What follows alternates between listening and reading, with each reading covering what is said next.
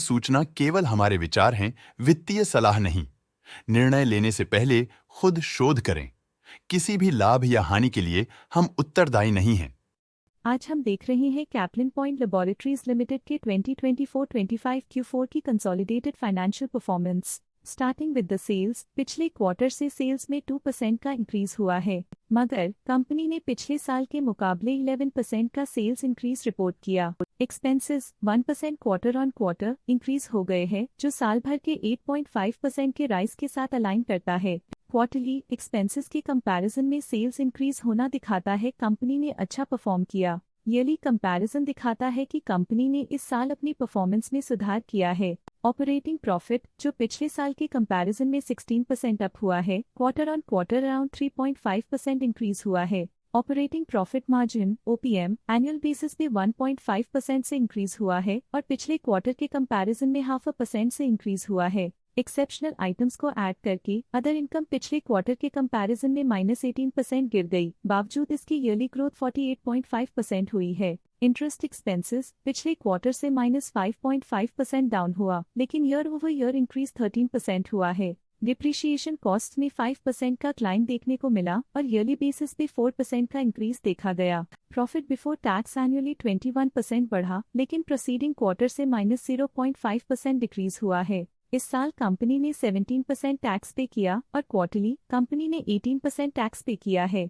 Net profit ने year on year 20% का increase दिखाया, लेकिन लास्ट क्वार्टर से 4% का इंक्रीज हुआ है। इस क्वार्टर में कंपनी का परफॉर्मेंस ठीक रहा, ऑपरेशनल एफिशिएंसी में कुछ सुधार हुआ है।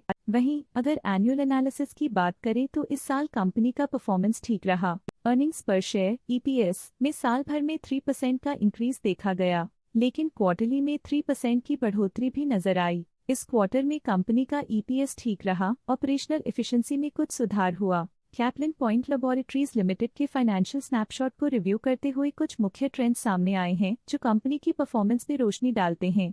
मार्च 2022 से मार्च 2025 तक कैप्लिन पॉइंट लेबोरेटरीज लिमिटेड की फाइनेंशियल जर्नी में सबसे पहले बात करते हैं सेल्स की। इस साल सेल्स में 14.5% की वृद्धि हुई है और पिछले 4 सालों में 52.5% की वृद्धि हुई है, जो एक निरंतर अपवर्ड ट्रेंड को दर्शाता है। पिछले 3 साल से सेल्स लगातार बढ़ती जा रही है, जो मार्केट एक्सपेंशन और कंज्यूमर डिमांड में वृद्धि को दर्शाता है। अब बात करते हैं एक्सपेंसेस की। इस साल एक्सपेंसेस 13% बढ़े हैं और 4 सालों में 47.5% का इजाफा हुआ है। इस साल सेल्स और एक्सपेंसेस एक साथ बढ़ रहे हैं, जो बैलेंस्ड ऑपरेशनल अप्रोच को दर्शाता है। ऑपरेटिंग प्रॉफिट का सफर स्टेडिली ऊपर चढ़ रहा है, इस साल 17% की बढ़ोतरी के साथ और पिछले 4 सालों में 64% का नोटिसेबल राइज हुआ है। पिछले 3 साल से ऑपरेटिंग प्रॉफिट लगातार बढ़ रहा है, जो कॉस्ट मैनेजमेंट और ऑपरेशनल कुशलता को दर्शाता है। नेट प्रॉफिट का सफर ऊपर की ओर चल पड़ा है, इस साल 17% की चढ़ाई के साथ पिछले 4 सालों में 75.5% की शानदार वृद्धि हुई है।